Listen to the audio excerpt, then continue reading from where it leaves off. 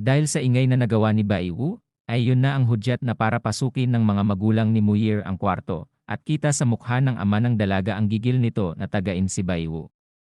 Matapos nilang makapasok sa loob ay laking gulat ng ama ni Muir na halos malaglag na ang mata nito dahil nakita niya si Baiwu na nakaluhod sa kanyang anak. Nahihiyang tanong ni Muir sa kanyang ama na ano ang ginagawa niyo dito. Sumagot naman ang nanay niya na wala naman anak, sinurpresa ka lang ng iyong ama, sabay hawak sa tenga ng kanyang asawa at hinilan na nito palabas at iniwan na nila ang dalawa, habang si Baiwu ay namumutla pa rin dahil sa ginawa ng magulang ni Muir. Lalo pang natakot si Bai unang napagtanto niya na mabilis na pumasok ang ama ni Muir na may dalang kitchen knife. Saad pa nito na wala akong ginawa. Nadapa lang ako, bakit agad na sumugod ang ama nito na may dalang kutsilyo, para saan? Napabuntong hininga na lang si Bai dahil sa kamuntikan na siya dun. Nang bigla na lang nanlaki ang mata nito, dahil naisip nito na hindi kaya naniniwala ang mga magulang nito na boyfriend ako ng kanilang anak. Lumipat naman ang eksena sa mag-asawa. Saad ng ina ni Muir na baliw ka ba, sabay batok sa kanyang asawa, dagdag pa nito na kung nagmamalasakit ka sa kanya pumasok ka lang ng maayos at kausapin sila, at ano ang ginagawa mo sa kutsilyo sa kusina. Hinawakan ng ama ni Muir ang kanyang ulo, dahil sa batok ng kanyang asawa, saad nito na natatakot ako tungkol doon kahit na ang batang ito ay mukhang mabuti. Ngunit paano kung siya ay may masamang balak at magsimulang umatake sa ating anak, ang ating Muir, ay hindi makakatakas sa kanya. Habang si Baiwu ay nagpapaawa kay Muir, saad nito sa kanyang isip na ang magpanggap na boyfriend nito ay masyadong delikado, kailangan kong mag-ingat sa mga magulang niya. Tinanong naman ni Muir si Baiwu kung ayos lang ba ito. Napatingin naman si Baiwu kay Muir, sa isip naman ni Baiwu na base sa pagsusuri ko ito ay isang usaping pampamilya, ayoko nang gampanan ang papel na ito. Matapos makatayo ng maayos si Baiwu ay tinawag niya ito upang sabihin na tingin ko dapat pag-usapan muli ang mga bagay na ito, hindi pa huli ang lahat. Galit naman na sumagot si Muir na atras ka na naman ba? Seryoso naman na sinabi ni Baiwu kay Muir na tingin mo ba ang pagpapanggap natin ay maitatago mo sa magulang mo ng mahabang panahon? Dagdag pa nito na siyempre, ayaw ko nang umarte sa'yo, ginagawa nila ito dahil may pakialam sila sa'yo, pero gusto mo lang gamitin ang pag-arte ko para lokohin sila. Ang tanging paraan upang malutas ang problemang ito ay makipag-usap ng tapat sa iyong mga magulang. Dahil sa narinig ay mukhang natauhan na si Muir. Habang papaalis si Baiwu ay pinigilan naman siya ni Muir upang humingi ng tulong sa kanya. Hindi naman sumagot si Baiwu at ngumiti lang ito sa kanya. At napunta ang eksena sa mag-asawa na parang may naririnig sa kwarto ni Muir. Pagtataka naman ng ama ni Muir na bakit parang may nagtatalo sa loob. Kuminang naman ang mga mata ng ina ni Muir, o kita mo nag-away ang dalawa. Lahat ng ito ay dahil sa ginawa mo. May biglang naisip ang ina ni Muir, ikaw ang nanakot ng tao gamit ang kutsilyo, maghihiwalay ang mga kabataang tulad nila kung mag-aaway silang ganun, dapat mag-isip tayo ng paraan. Agad naman na tumakbo ang mag-asawa para pigilan ang pag-aaway ng dalawa. Ngunit bigla na lang lumabas ng tahimik si Baiwu sa kwarto at dinaanan lang ang mag-asawa.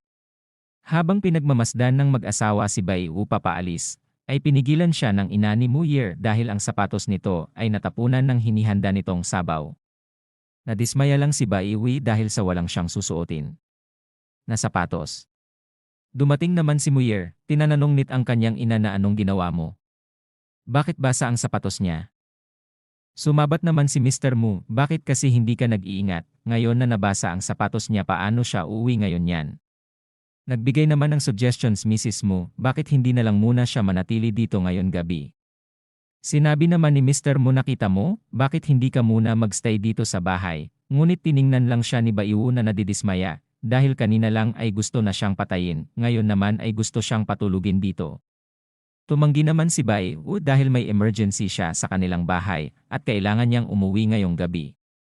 At kinuha niya ang kanyang basang sapatos at dali-daling umalis. Samantalang ngumiti lang si Muir habang ang mga magulang niya ay naguguluhan. Habang nakahiga si Baiwu ay napaisip, ito pa rin ang tanging paraan at ligtas na paraan upang kumita ng pera, laging kumita, laging cool, sana bukas ay magkaroon ako ng magagandang bagay. Kinabukasan sa lugar kung saan madami nagbebenta ng mga antigo, ay ang tinderong nabilhan ni Baiwu ng bronze goblet ay abalang naglilinis ng mga antigo saad pa nito na kahapon, na-scam ako ng isang rookie, at nawalan ako ng malaking pera at pahiya pa ng sobra. At may biglang lumapit sa matabang tindero na nagtanong kung meron ba siyang magagandang item ngayon.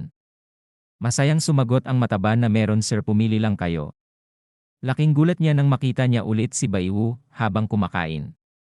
Saad pa ni Baiwu habang may kagat-kagat sa kanyang bibig. Mr. Wang, kumusta na kayo? Nagpunta ka na ba sa kanayunan upang mangolekta ng ilang magagandang artifact ngayon? Masayang sumagot si Mr. Wang, boy, nagkataon lang na dumating ka sa tamang oras. Nagpunta ako para mangolekta ng napakaraming artifact buong gabi. Gusto mo bang pumunta at makita? Ngunit sa kanyang isip ay sa pagkakataong ito, marami akong inihanda na magandang bagay para sa'yo, basta bibili ka, kikita ako. Sinabi naman ni Baiwu habang kumagat ulit ng isa pa sa pagkain na hawak niya. Masaya naman na tinuro ni Mr. Wang ang kanyang mga paninda kay Baiwu. Sinabi nito na tingnan mo itong mga antigo ay magaganda lahat, yan ay kinuha ko sa nayon. Dagdag pa nito na alam mo kung ano, ang nagastos ko ng hanggang 50,000 yuan para lang makabili nitong set ng porselana. At lumapit pa ito kay Baiwu upang bulungan ng tinanong ko na ang mga taga-nayon sa nayon na sinabi nila na ang mga bagay na ito ay lahat ng magagandang bagay. Nabalitaan ko pa na ang mga bagay na ito ay naiwan mula noong katapusan ng Sui Dynasty. Dumaan pa ito sa maluwalhating panahon ng Wu Zetian, at ngumit naman ng seryoso si Mr. Wang. Dagdag pa nito, kaya hulaan mo kung ano ang malamang na nagmula sa mga porselana na ito. Masayang sinagot ni Baiwu na mula sa dinastyang Tang Sankay. Kasabay noon nagtalsikan ang mga durog na pagkain na galing sa kanyang bibig. Kuminang naman ang mga mata ni Baiwu at habang nagpupunas ng mukha si Mr. Wang dahil tumalsik sa mukha niya ang pagkain ni Baiwu, saad pa nito na kung ninakawan natin ang kanilang gawa at ang mga makintab na kulay at iba pang aspeto, malalaman natin na ang mga porselana na ito ay malamang na nanggaling sa Tang Dynasty. Dahil ikaw ay regular customer ko, ibebenta ko sa iyo yan. Namamanghang sinabi ni Baiwu na itong mga mahahalagang bagay, boss, paano mo ito ibebenta? Sumagot naman si Mr. Wang habang nagpapakul, boy, gaano mo ito pinahahalagahan? Sumigaw naman si Baiwu ng 60 na ikinagulat ni Mr. Wang. Boss Wang, hindi mo kailangang mag-alala, magbabayad ako ng 60 yuan para sa set ng porselana na ito. Tignan mo itong porcelain set. Sa tingin ko sanay talaga ang gumawa nitong porcelain set, kahit nabilhin mo ito sa pabrika ng porselana. Nahihirapan pa rin kaming maghanap ng ganito kagandang pattern na tulad nito. Sinabi ni Mr. Wang habang pakiramdam niya na siya ay malulugi. Hindi, boy, nagkakamali ka. Hindi, boss, ang 60 ay masyadong mura. Kung talagang gumastos ako ng 60 yuan para bilhin lahat ng porselana na ito, wala na akong konsensya. Naiinis na sinabi ni Mr. Wang, tinakot mo ako, muntikan na akong atakihin sa presyo mo. Sinabi naman ni Baiwu habang hawak ang balikat ni Mr. Wang na, huwag kang mag-alala boss, hindi na kita pahihirapan, hayaan mo muna akong mag-isip tungkol dito, at bibigyan kita ng makatwirang presyo. Inumpisahan na ni Baiwu na gamitin ang kanyang system, at nagtanong na ito, galing ba talaga itong porcelain set sa Tang Sankay Dynasty? Sumagot naman ang kanyang system at lumabas na ang resulta, tunay na produkto ay 14.28%. Sinabi naman ni Baiwu habang kinakain niya na lahat ng hawak niyang pagkain. Hindi na kailangang tumingin, alam ko naman fake sila. Ngunit nanlaki ang mga mata ni Baiwu sa nakita niya sa kanyang system, na ang sa 7 antigo ay ang isa ay tunay. Nang mabilaukan siya sa kanyang nakita, may tunay na antigo ba itong 7 porselana? Kung totoo ito, dapat ay nagkakahalaga ng 10 milyon. Matapos niyang malunok ang pagkain ay nagtanong na si Baiwu na kung magkano ang isang set. Ngumiti naman ang hindi maganda si Mr. Wang dahil mukhang maluloko na niya ang ating bida. Tumawa naman si Mr. Wang ng nakakaloko. Sinabi nito na, boy, tumingin ako sa iyong mga mata at nakita kong talagang nag-enjoy ka. Kung bibigyan mo ako ng 600,000, magiging iyo itong set ng Tang Sankay. Ngumiti naman si Mr. Wang, nakala mo na nakapangloko na siya ng malaking halaga. Ngunit mumiti lang din siya kay Mr. Wang dahil 600,000 yuan lang ang antigong nagkakahalaga ng 10 million yuan. Kinabahan naman si Mr. Wang na baka hindi kuhain ni Baiwu ang antigo, kaya nagbigay siya ng discount sa bida na ginawa niya na lang itong 500,000 yuan. Agad naman na pumayag si Baiwu sa presyo na agad naman niya ito binayaran ng 500,000 yuan. Hindi naman makapaniwala na magbabayad ang ating bida ng ganun-ganun lang. Agad naman kinuha ni Baiwu ang mga antigong binili niya at kumaripas na siya ng takbo papaalis, samantalang naiwan si Mr. Wang na nagtataka. Muling pinagpawisan si Mr. Wang at nag-isip ito na huwag mong sabihin sa akin na maaaring may tunay na produkto sa set ng porselana na iyon. Napahawak na lang si Mr. Wang sa kanyang mukha dahil mukhang naloko na naman siya ng bida. Binili ko itong piraso ng porselana mula sa Tangsangkai, pininturahan lang yun sa pagawaan ng vase sa nayon sa bundok na iyon, kaya malabong magkaroon ng tunay na ganoon. Kaya natawa na lang si Mr. Wang dahil sa telenovela lang nangyayari ang mga ganun pangyayari. Lalo pa siyang natuwa nang maalala niya na nabenta niya sa batang iyon ng 500,000 yuan ng ganun lang kadali. Kapag ang baguhan ay mananatiling baguhan. Tumawa siya ng sobrang lakas nang bigla na lang may dumating na sasakyan sa kanyang harapan. At may babaeng bumababa sa sasakyan at nagtanong ito kay Mr. Wang kung nasaan na yung binenta ko sayo na artifact kagabi. Dahil bibilhin ko na lang sayo yun ng 1 million yuan. Nagtaka naman si Mr. Wang na bakit yun bibilhin ng 1 million. Nagmakaawa naman ang babae kay Mr. Wang dahil may isang piraso ng porselana sa set ng porselana na iyon na napakahalaga sa aking lolo, hindi yun ibinebenta. Maaari mo bang ibenta na lang sa akin yun? Nagmamakaawa ako sayo. Dahil sa narinig ay kusa nang umalis ang kaluluwa ni Mr. Wang sa kanya dahil sa 1 million. Sinabi ni Mr. Wang na hindi naman sa ayaw kong ibenta yun sayo, kaso lang kasi na ibenta ko na yun sa iba. Sumang-ayon naman ang katabi ni Mr. Wang. Saad pa nito na hindi ko alam kung anong mga pakulo ang ginamit nila o Wang para lokohin ang batang iyon. Ngunit ang batang iyon ay talagang gumastos ng hanggang 500,000 yuan para bilhin ito. Sa lahat ng oras na ito si Boss Wang ay nakakuha ng maraming benepisyo. Dagdag pa nito habang nakasandal siya sa balikat ni Mr. Wang, naiinggit talaga ako sayo, hindi ko alam kung kailan ako makakatagpo ng ganitong tanga.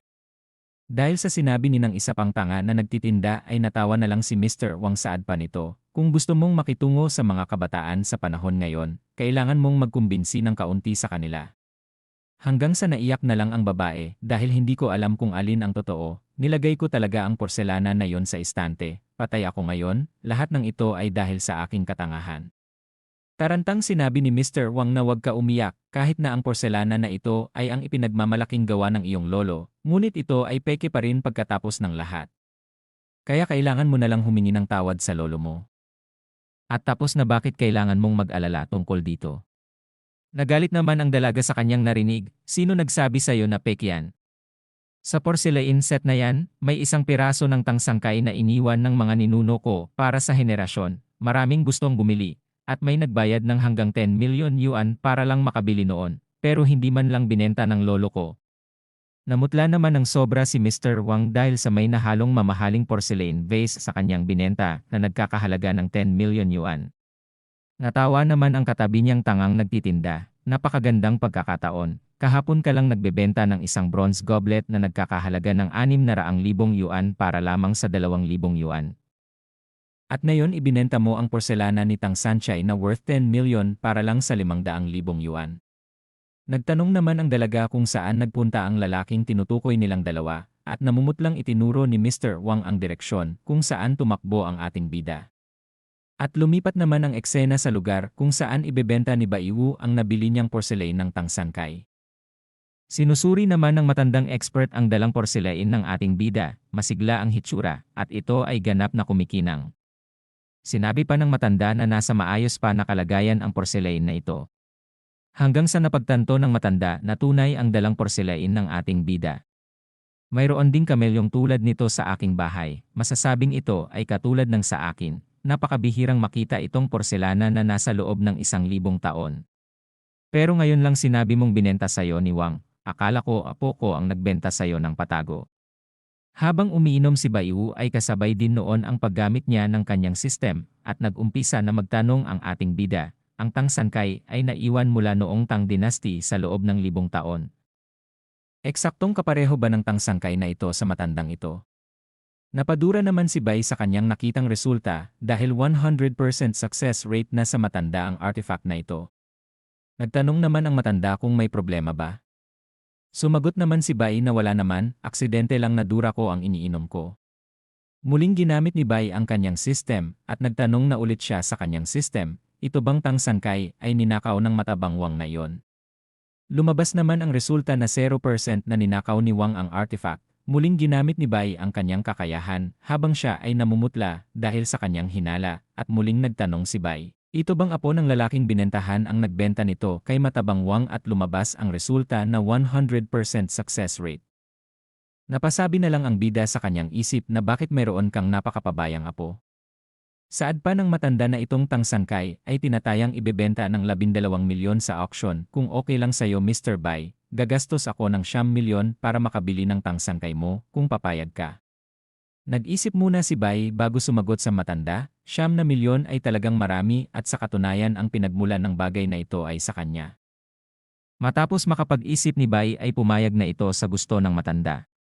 Agad naman ibigay ng matanda ang kanyang business card upang kapag may magagandang artifact pa ang bida ay agad siyang kontakin.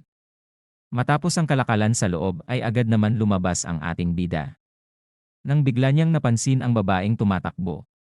Napasabi na lang si Bai na itong babaeng ito, sabik na sabik, mukhang madadapa na, nang bigla na lang sumagot ang kanyang system na 100% na madadapa ang babae.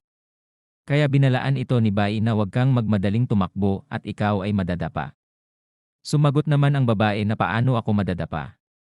Masyado kang gumagawa ng kalokohan. Alam ko kung ano ang ginagawa ko, hindi mo na kailangang ipaalala sa akin. Isa kang sinungaling, nainis naman si Bai sa kanyang narinig, sa isip naman ng ating bida na hindi talaga alam ng babaeng ito kung ano ang mabuti at masama. Nang napansin ni Bai na ito, ata ang apo ng matandang binentahan ko ng tangsangkay kanina. Bigla naman sumagot ang kanyang system na 100% na siya ang apo ni Mr. Che na ikinagulat ng ating bida. Anong pagkakataon na makaharap ko siya ngayon? Nang bigla na lang napatid ang babae at madadapa siya sa ating bida. Sa sobrang taranta ni Bai ay agad niya itong sinalo. Anong nangyari, anong trick ang ginamit ng lalaking ito, bakit ba talaga ako nadapa? Namumulang sinabi ng babae na hoy ikaw, bitawan mo ako ngayon. Sumagot naman si Bai na ano? Ikaw ang bumitaw sa akin. Nang bigla na lang napansin ng babae na nakayakap pala siya sa ating bida. Agad naman na humiwalay ang babae sa pagkakayakap nito sa ating bida. Saad naman ni Bai na kung wala ka nang sasabihin ay aalis na ako. Habang siya ay papaalis ay pinahinto ito ng babae. Sinabi naman ni Bai habang nakataas ang kamay, ano ito, wala akong ginawa sa'yo, ikaw itong tumalon sa'kin. Bigla na lang hinablot ng babae ang cellphone ni Baiwu. Saad pa ng babae na maswerte ka ngayon araw, ako ay may apurahang usapin na kailangang harapin, at iiwan ko muna sa iyo ang aking impormasyon sa WeChat para makausap kita mamaya. Habang papaalis ang babae ay tinitingnan na lang ni Bai ang kanyang cellphone, hindi siya makapaniwala na magiging kuya siya ng babaeng yun. Habang naglalakad si Bai Inwu ay nag-iisip na ito kung anong magandang bilhin sa kinita niyang pera sa pagbenta ng porselain na yon, kung unahin niya ba ang kotse o bahay muna. Hanggang sa makasalubong niya si Mr. Wang, na agad naman nitong nilapitan upang magtanong kung magkano niya naibenta ang porselain. Sumagot naman agad si Baiwu na naibenta ko yun sa may-ari ng Guyon Jiche sa halagang 9 na milyon. Hindi na nagulat si Mr. Wang dahil sa alam na nito na maibebenta talaga yun ng ganun halaga na pinagtaka naman ng ating bida. Habang papalayo si Baiwu ay pinagtatawanan naman siya ni Mr. Wang, saad pa nito na maghintay ka lang makikita mo. Bumalik naman ang eksena sa babaeng makulit kanina habang pinagmamasdan niya ang kanyang lolo na sinusuri ang porselain. Ay agad niya na rin napagtanto na naibenta na ang sarili nitong porselain sa kanyang lolo, kaya't kailangan niyang umalis ngunit napansin siya ng kanyang lolo kaya tinawag siya nito upang lumapit sa kanya. Habang masayang pinagmamasdan nito ang sarili niyang porselain, na naibenta ng apo nito ng 200 yuan na binili niya ng 9 na milyon. Saad pa nito sa kanyang apo na may ipapakita ako sa iyong magandang bagay. Nanginginig naman sa takot si Xiao Xiao saad pa nito, hindi lang ako nahuli ng isang hakbang, ngunit binili ito ng aking lolo, ito ay isang napakahirap na sitwasyon para sa akin. Tumingin naman ang lolo nito sa kanya, sinabi nito na anong problema mo, kakaiba ang itsura mo. Kinakabahan na nauutal na sumagot si Xiao Xiao na wala lang lolo. Dito ko muna tatapusin mga kapilinots, kung nagustuhan nyo ang aking video ay pakipindot na lang po ang subscribe button. Sabay nyo na rin ang notification bell para maging updated po kayo sa mga bagong upload ko na video. Maraming salamat po.